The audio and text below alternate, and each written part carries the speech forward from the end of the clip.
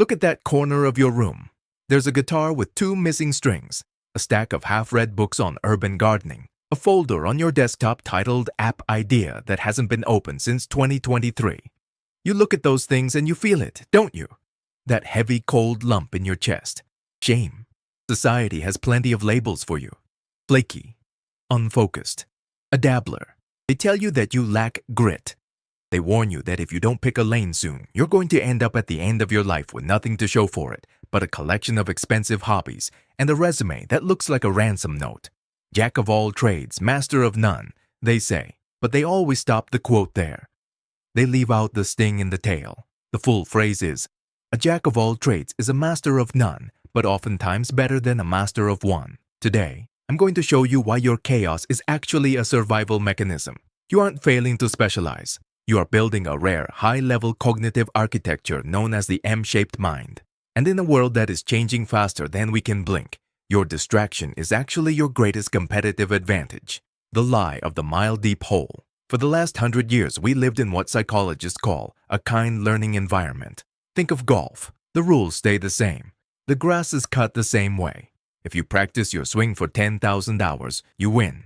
This world rewarded the I-shaped person, someone who dug one hole, 1 mile deep. But the world you live in now, it's not kind. It's wicked. In a wicked environment, the rules change every day. The hole you're digging might be filled with concrete tomorrow by an AI or a market shift. In this world, the specialist is fragile. If their one pillar breaks, they fall. But you don't dig one hole. You wander. 1 month, you're obsessed with sourdough starters. The next, you're learning Python. Then, suddenly, you're deep into Stoic philosophy and powerlifting. To an outsider, you look lost.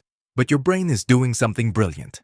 It's gathering data points from completely unrelated worlds. The magic of far transfer specialists use near transfer. They solve a coding problem using a coding tool they've seen before. It's predictable. You use far transfer.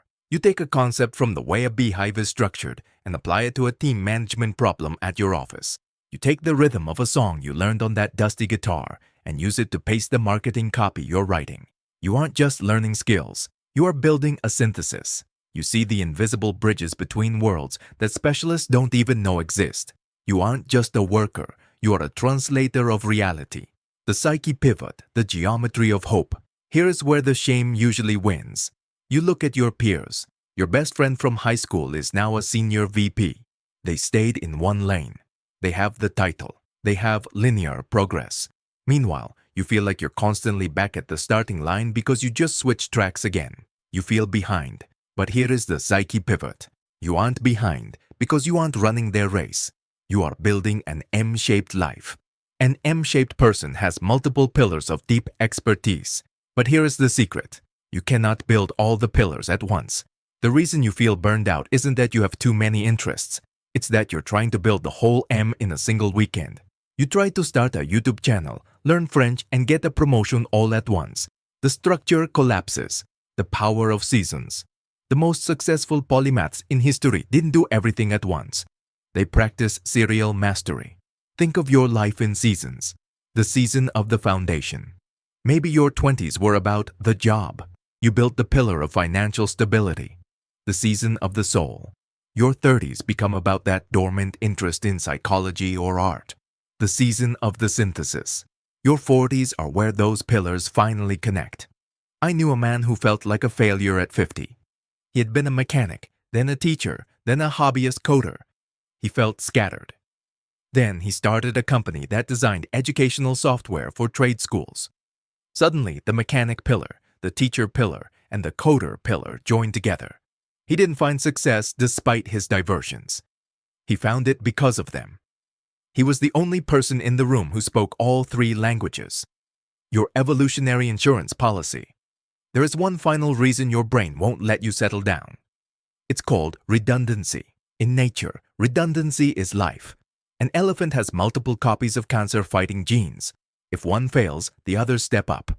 Your interests are your genetic redundancy for the modern economy. If you are just a copywriter and AI replaces you, you are in a crisis. But if you are a copywriter who understands basic web design, knows how to fix an engine, and has a deep grasp of behavioral psychology, you are bulletproof.